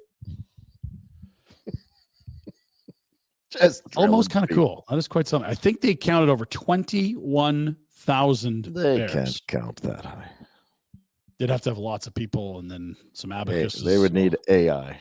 21,233 bears went flying per the Calgary Hitmen on Twitter. And it was the second year in a row, same guy that triggered the bears. No way. Yeah. That's got to be a first. I don't know that someone's gone back to back before. This is the Pinder Report. You should have done this prior. Per Cammie, she says second year in a row, London Hoylett has triggered the bear toss. Oh boy, London. What are you calling him? Big Ben. Right? No? Bidet. Huh? Oh. Okay. It's like the English toilet, Hoylett, bidet. Probably would stick. Finally, watch this save. I don't know what level. I don't care. This is some goaltending here, Rhett. Is this your kid? No. Oh! It's backwards. That's a name What? And a split. Like ESPN hockey here. Is this the Maine Black Bears? What are we watching? Like, are you kidding me? I really appreciate that. To even think of doing it. And it looked like he was cooked. Wow. Down and out. I'm stuck. Screw it. I'll throw this one back there. That is quite impressive. That was good. Save of the year. Sean McVay and his LA Rams, a big victory on the weekend. They're suddenly in the playoff picture in the NFC. Man, if you're 500, you're apparently good at football. Like, welcome to the playoffs. He was asked why, with like 2 minutes left with a big lead, he let Kyron Williams rumble into the end zone for a touchdown. I was like, wouldn't you just kick the field goal and ice the thing? It was some debate, but I think out of respect for their field goal block operation, we said, let's make sure we have great ball security, but if we can punch it in, Kyron's on my fantasy team. It's a joke. It's a joke. I don't really mean that. All right, kidding. Was he kidding? Trouble. Though? I had Kyron on my fantasy team. I was very happy to see them rumble in with 2 minutes left. Sure, don't kick the field goal. Right? How'd it go for you, by the way? I'm in tight. I was in great shape till what's his name? That running back from frickin' San Fran. McCaffrey. No, the other guy, not the. Elijah Mitchell? No, not the running back. The Samuel. Debo. Yes. Debo had a day. 3 Debo had touchdowns, a Debo, I big think. 31. Hoo-wee. Yeah, that put a Debo's a monster. dent. I'm still leading, but that's not ideal. I'm at the point of the fantasy season in our league where I'm so bad that I didn't even go up, change my roster. I wanted to put Christian Watson in and was like, it doesn't really matter anyway. And he had a nice 2-touchdown game last night that is on my bench, and he's now hurt. So flush the whole season. Screw next it. year. Always next year. Good news if you like golf, and even if you don't like golf, because to be fair, when this guy's king, everyone liked golf. Tiger Woods says his game's not too far off. He played at the Hero Challenge or whatever the tournament was on the weekend. Wants to play once a month this year, Red. We will take that. Less pain. And he is absolutely jacked. I don't know if you saw the before-after photos. People were posting like, here's where he was when he won the Masters 15 years ago. Like, dude looks like he's a linebacker for the Panthers right now. It is unbelievable. Stat threat. All he's been doing is working out and grinding in the Sims. Yeah, he's got V'd out, man. He looks like he's going to WWE if he can't get back to playing well. Looks like Red. He'd be good. He's a good heel. You know what? It's quite a roller coaster with him. For sure. Finally, the dumb stuff. We close the Pinder Report with a recap of weekend idiocy. We will start with now. This can't be Rob Ray's because I don't know that his pool's this fancy. But you and Ray was in Carolina. He was at the hotel in Carolina. Maybe this is it because it looks warmer than Buffalo anywhere. This is Ray's are having some fun with around the pool with the kids.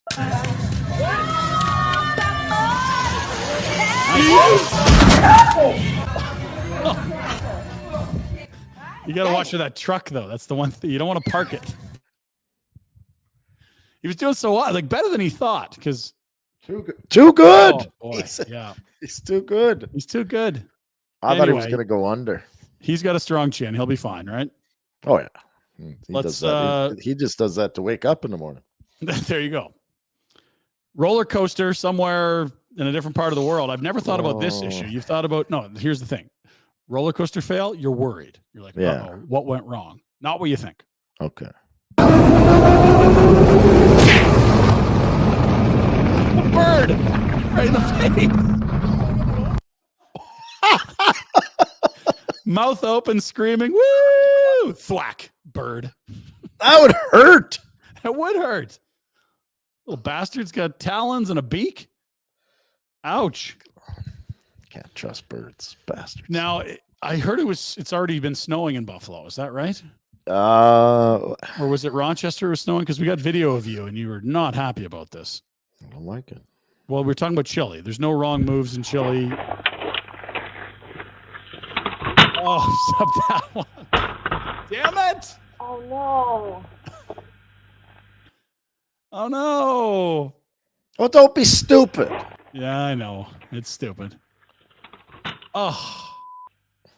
All that day. How much is left in that bowl? Please be at least freaking cameras at people's houses are the best. They are. We get a lot of we action. We would never get this without. I know. Yeah. If it wasn't, it feels staged. Like, oh, no. Yes. It's obvious. Why in the hell is there a camera? That's right. And finally, some scary news, Rhett, in Ontario, where we know one of the world's most horrific species is on the loose. Cameron Prida never thought he'd be spending his Friday chasing a kangaroo through a frozen field. It wasn't too fun. I was doing my best, but, I'm just a guy with a net. The female red kangaroo has been on the loose since Thursday when it escaped from its handlers during a stop at the Oshawa Zoo while en route to Quebec. Dozens have spotted the out-of-place animal since then. He just kind of walked up to it and the kangaroo ran off right after, so yeah. He didn't really have a chance. No, definitely not. Kangaroos are much faster than humans. Haika Taher watched and recorded as Prida tried to wrangle the roo. One of the last to see it on Friday, she's hoping more resources are added to the search. I was more just concerned for the kangaroo because it was like, it obviously doesn't know the area. So we kind of just like felt bad for it because also there's coyotes and stuff in that area. The search has primarily been focused around the location it was last spotted northeast of Oshawa, but those looking for it admit they don't know if it's still there. And after a thermal imaging drone came up without a sighting, the area it may now be in has likely expanded. Prida says red kangaroos are mostly active at dusk and dawn, and it's unlikely it's gone too far. These kangaroos can handle temperatures up to about -10. At that point in time, it gets to be very risky. So we're hoping that this warm spell kind of lasts long enough so that we can get a hold of this creature and get it back safe and sound. He's also hoping enough people have heard about the missing creature to adjust their speed while driving, Oh. and that local wildlife like Speed up. coyotes won't be another factor they have to worry about. Kangaroos are incredibly soft. They're so wonderful. And I feel terrible that this thing is out there somewhere, and I really just want to try and get it back. For now, everyone is waiting on a sighting and for someone to call it in, so this bizarre escape can end on a happy There's your global news report from Ontario. Mick Dundee lost his. Seriously, yeah. Dingo ate your baby. That guy, of course, was the Canadian they got on camera. The only guy in Ontario that looks like an Aussie was the guy chasing him down. I don't know how to feel about kangaroos. The way that they were portrayed in that video does not line up with how we've seen them in the Pinder Report for the last 3 months. Yeah, somebody's having kangaroo steak in Ontario. That wolf coyotes, they could enjoy a little kangaroo steak. That's your Pinder Report. Village Honda in the Northwest Auto Mall this week. Their used car clear out. No better time if you're in the market for a pre-owned vehicle. Save up to $4,000 plus a $1,000 winter tire credit. Village currently over 100 pre-owned in stock. And, of course, more than 400 in the dealer group. There you go. Have a look at that. And also, they did their Veterans Food Drive, filling up a Ridgeline with non-perishable items to the Veterans Food Bank. Great people up at Northwest Auto Mall, Village Honda online, villagehonda.com. Why does everyone think kangaroos are so nice and fluffy and kind and soft, and we continue to see them act like hardened criminals? I think you got to go to the source, and the source is Australia, and ask the people that have to deal with those bastards all the time. Let's find out what they think. Aussie Brad. I trust Aussie Brad more than the old Mick Dundee there. Yeah, I agree. Yeah. If we get Aussie Brad to review that film, he'll be able to bring us the details. I also think he's probably still going to be really pining for some barn burner blondes. He was coming strong with the distribution sales piece last week. I'm sure we're working on it behind the scenes. Yeah. It is Monday. That means we got to buckle up and get our picks in for our Wendy's Survivor Pool on dailyfaceoff.com. Rhett, I keep getting stymied midweek. I'm good on Mondays, but here's what it looks like. Go to dailyfaceoff.com. You click on the top right corner. It is the Wendy's Survivor Pool. You got to pick one of these things to happen. So, okay, do you like the Stars to win? Do you like the Lightning to win? What about Sebastian Aho over a half point? What about the Penguins over 3.5 goals? Kucherov to score, all kinds of things. Basically, pick one of them that happens, you move on to the next day. If you get 4 in a row, you are a winner for the week. Good idea, right? Well, and my advice to you, opposites. It's worked in football. Yeah, I don't know for me if opposites is going to work. Hockey, I've been doing okay. For football, I have to go opposite George. All right. 1-1 on the weekend. I got Monday night action tonight. Who have I got tonight? Man, Cincinnati? I hope not. No, I got Jacksonville -8.5. Okay. We'll see. Wendy's rewarding you with weekly prizes that'll have you feeling like a winner. Here's the big secret to lineups. It's all serendipitous, like Wendy's new limited edition chicken strips and French toast sticks. There's a combo, Rhett. Sometimes the best teammates are ones you'd least suspect. Sign up to play Daily Face-Off Survivor Pool to win weekly prizes like the new chicken strips and French toast sticks from Wendy's and the Wendy's app. I'm going Sebastian Aho over a half point. I feel like that's the highest probability event there. I'm going Baconator because I had one yesterday and it was delicious. I'm not going to quibble there. That's fine.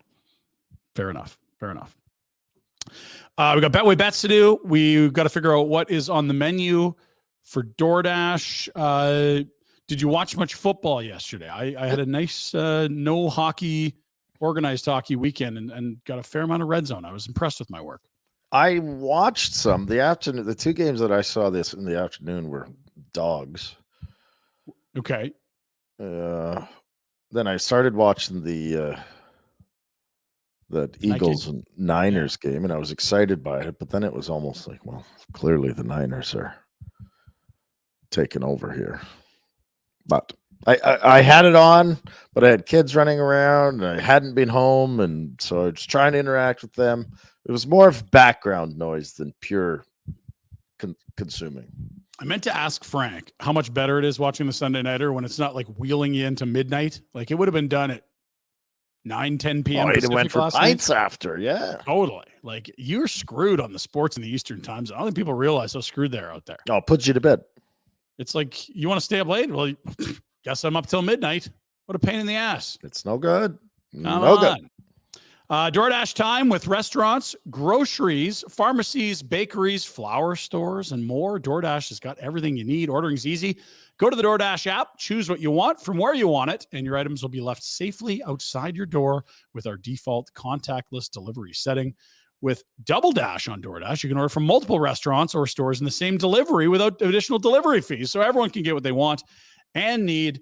Don't worry about cooking or running to the store. Let it all come to you with DoorDash. And now, for a limited time with our pals, listeners, you can get 25% off and 0 delivery fees on your first order of $15 or more. Download the DoorDash app and enter the code NATION25. That is 25% off, up to 10% value, and 0 delivery fees on your first order. That promo code NATION25. Tonight, DoorDash came in handy. Tell me. I had some Korean fried chicken, DoorDashed it on Saturday night after watching a game. And that was in Roch, the Rochester yes. delivery. That's better than going out and getting stabbed trying to find Korean food, right? I wasn't going out. It was miserable and rainy and shitty, and I was tired, and I'm like, this will be perfect, and it was. Do you know how you did on your football picks, or are you waiting till tomorrow's unveil? Well, you said somebody won from LA, and I think if I remember correctly, I went with the West Coast. You had the ticket. Chargers. I don't remember what the line was. Was it 5.5? Because they won 6-0. It was an absolute snooze fest. I think you had both LA teams right. I did. Did you not? I did. I think they both covered as well. I'm correct. But then I didn't want Miami to win, and that was not so Miami good. covered. They throttled. So I'm 1-1. I was right on Miami. I was wrong on Pittsburgh. I got Cincinnati tonight. That's where we go on the menu tonight. Cincinnati's in Jacksonville. It is what? Well, it's a 6:15 kickoff. It's a must win for Jacksonville. Duval, where Jacksonville, the 1 seed in the AFC, they win this thing. What the hell's going on? Where all the good teams are at? Is Jacksonville's like a good team? Maybe they're good. The lines moved all the way to 10 points. It was 8.5 on Friday. I like the number I got Friday. And of course, it is somebody throwing the ball for the Cincinnati Bengals. Jake Browning, I believe, as it is Burrow out for the year. It looks like that's why they're getting 10 points in Duval County. Just don't throw it to Chase, please. You're playing Chase? Yeah. What's your cushion? Are you done? You got anyone going I got tonight? 1 point, and I got, is it Higgins? Oh, T. Higgins. He's back. Same quarterback. Okay. Yeah. Could be a quiet day for both. Not Chase. Yeah. Okay. Throw to T. Hig. Got it. DoorDash, that's promo code NATION25 for 25% off your first order. Offer valid in Canada, subject to change. Terms apply. Dash that for the win. That's what's on the menu for our pals at DoorDash. Betway bets. Rhett, you're not giving away freebies more than once a week. It's too profitable. Your side hustle will get ruined by that. Yep. Let's go to the Betway app, see what I picked today. Betway, 19 plus, Ontario only. Bet the responsible way with Betway. Got some hockey tonight, Rhett. I like these home dogs. Battle of Pennsylvania. They're only separated by 1 win. I think their records are almost identical. Penguins and Flyers. It's in Philly. I'll take the plus money there at plus 105 for a win for the Flyers. And Carolina in Winnipeg. Do you know the Hurricanes have like the worst goaltending in the NHL this year? Like right down in Edmonton territory? Ooh, Markstrom. Maybe. Well, it's like Freddie Anderson's hurt. Antti Ranta not been great. Chetkov hasn't been wonderful since they called him up. They give a tryout to Jarl Halak and then didn't sign him. It's not been great. And at the other end, it's Connor Hellebuck. I'm going to ride with the JETE Jets. They're doing good this year. They're fine. I like that pick. So there it is. And if you want to go opposite George, Flames. Thank you, Jack. That's for football. We do opposite George. You can post the comments so people know what we're talking about. Bet Penguins and Hurricanes. Jack, I just told them I'm going Flyers and Jets. It's not for hockey. Opposite only works for football. Those are my picks. Okay. Do you know what your record was on football for the weekend? 2-1. Oh, good. Okay. We'll check in on Boomers. Rhett, we'll see you tomorrow. As I've got the Monday Night Riding tonight. We'll have football recap tomorrow for Betway. Get the app, have some fun. Bet the responsible way. Betway. Jer's coming in with some insight here in the comments. Philly plus money at home might be bait, but they're a better road team this year. But they just beat Pittsburgh Saturday in Pittsburgh. I know it's a lot, Jer. It's a lot. Where is it? Yuri. Is that Yuri Lettinen? Surprised he's not all over the Stars tonight.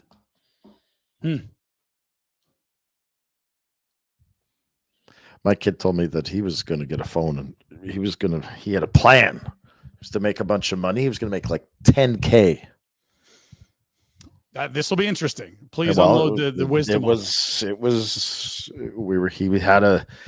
I think Rob Ray had convinced him that if he opened up an online account, he could play some, and that he was really good at it, and that he was going to make $10K. That is not betting the responsible way, and we do not condone this behavior. It is dumb teenage boy talk, though, isn't it? Yes. Like, that is peak dumb teenage But boy. he was fully into it. Like, he had a belief. You got to believe in yourself, Ryan. It's a confident teenager. Weird. That's right.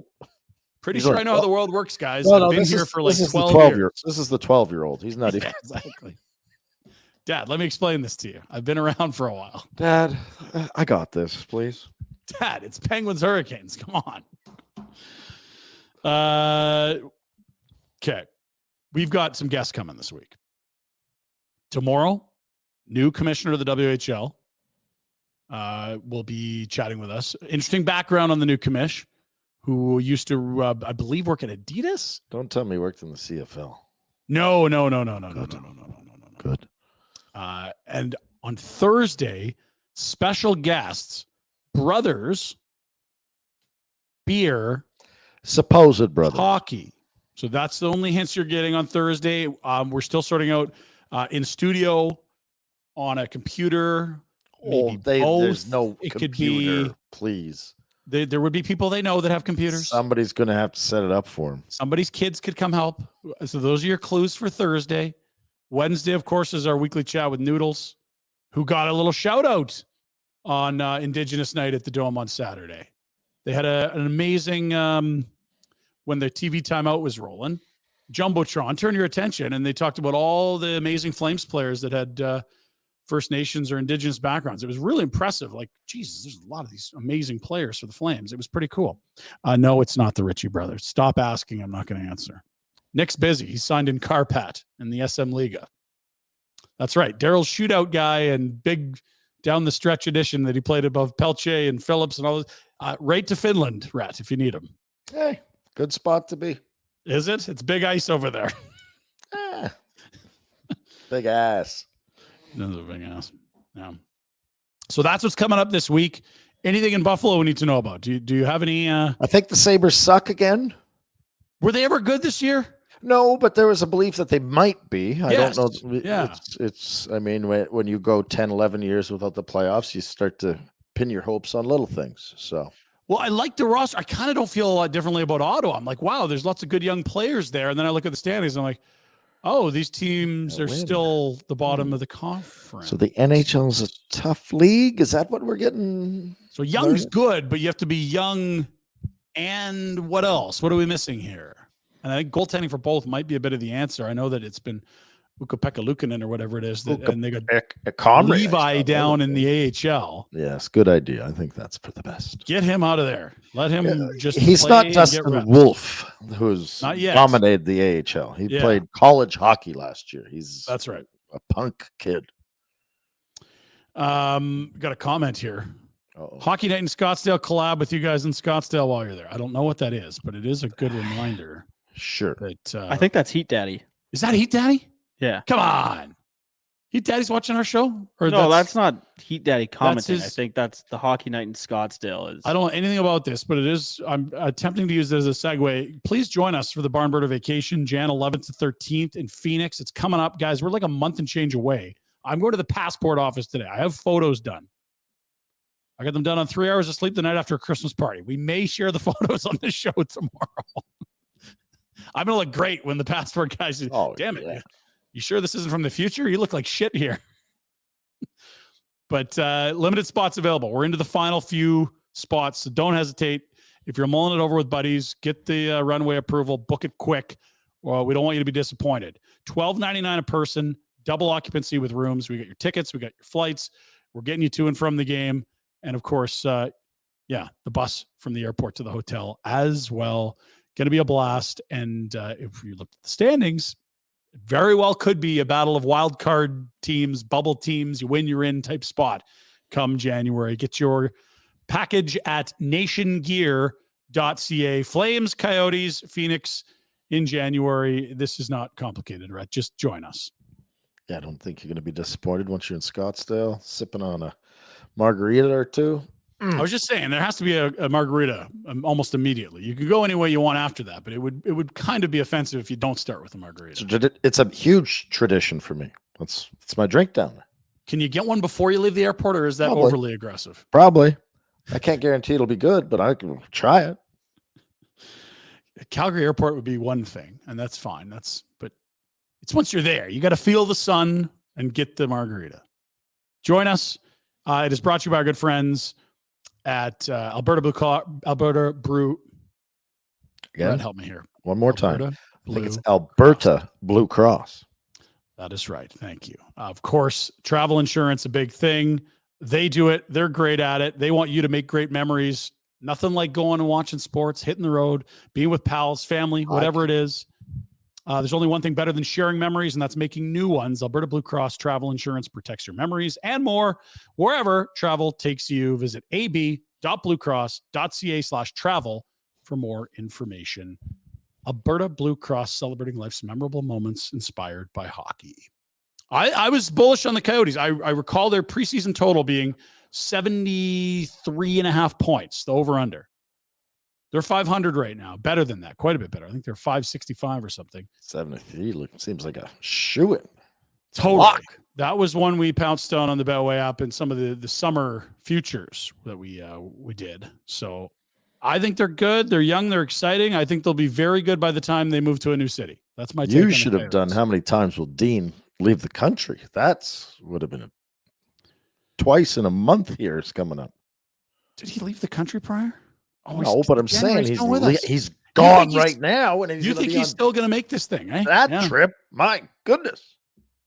I mean, twice in a month is quite impressive for Dean. The over would pay a huge number.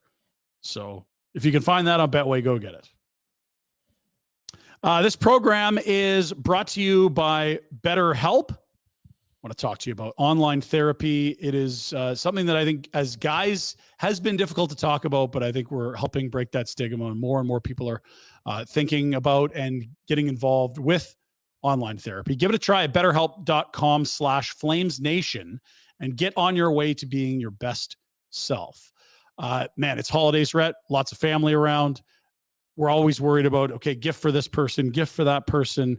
We got a gift exchange with this one. We got this one, Secret Santa. How about a gift for yourself? This can be a stressful time of year. What are you giving yourself to help you cope with a lot of family? Maybe it's likes to drink 6 glasses of wine and pick a fight uncle. Or maybe it's just a lot of chaos because it's a lot of people under one roof. It's not easy for everyone as much as it can be a lot of fun at the holidays to get together. And it's okay to admit that things aren't growing great. Maybe you can find some strategies to help you with the challenges that do come with the holiday season. If you're thinking of starting therapy, give BetterHelp a try. It's entirely online. It's designed to be convenient. You don't have to drive anywhere. What's your schedule look like? You can work it around that. That's the beauty of it being online. And even better than that, they're going to find a therapist with expertise and that is a great fit for the issues you're dealing with. So do the online questionnaire. They'll see what kind of needs you have and pair you with a great fit. And of course, if you feel like it's not, you can switch at no charge to a different therapist at any time. Therapy helps you develop skills to deal with challenges that you'll have. If you can see them coming, we can develop some strategies. And yes, you can get out in front of it and make maybe some challenging spots a little bigger of a win and less of a challenge. Strategies, coping skills will help you become the best version of yourself. Make your brain your friend with BetterHelp. Visit betterhelp.com/FlamesNation today. You'll get 10% off your first month. That's BetterHelp, HELP.com/FlamesNation. Rhett, we will see you tomorrow. Enjoy the whoever's playing quarterback for the Bengals. It'll be quiet night tonight. Throw the ball to Higgins. We'll be happy on Tuesday. T. Hig all night. Okay. Very good. And it's a Flames game day tomorrow. So we will catch up then with the Wild visiting in town. Thank you for being with us. Thank you for supporting the sponsors. Thank you for doing a great job buying the Barn Burner Blonde. It is a fantastic beer. Yes, we are partners with Origin and we say nice things about the product. It makes it even better when it's 100% true and you're in love with the product. I couldn't be more proud of the beer we had. Crushable indeed, delicious. And you can order it right to your house. Go to originbrewing.ca to grab yours. And Rhett, if you take a photo or a video with the beer, what are we going to do with it? We're going to put you on the show. You're on the damn show. All right. Love it. More information, go to originbrewing.ca and we'll see you tomorrow right here on Barn Burner on Flames Nation. Thanks. See you, buddies.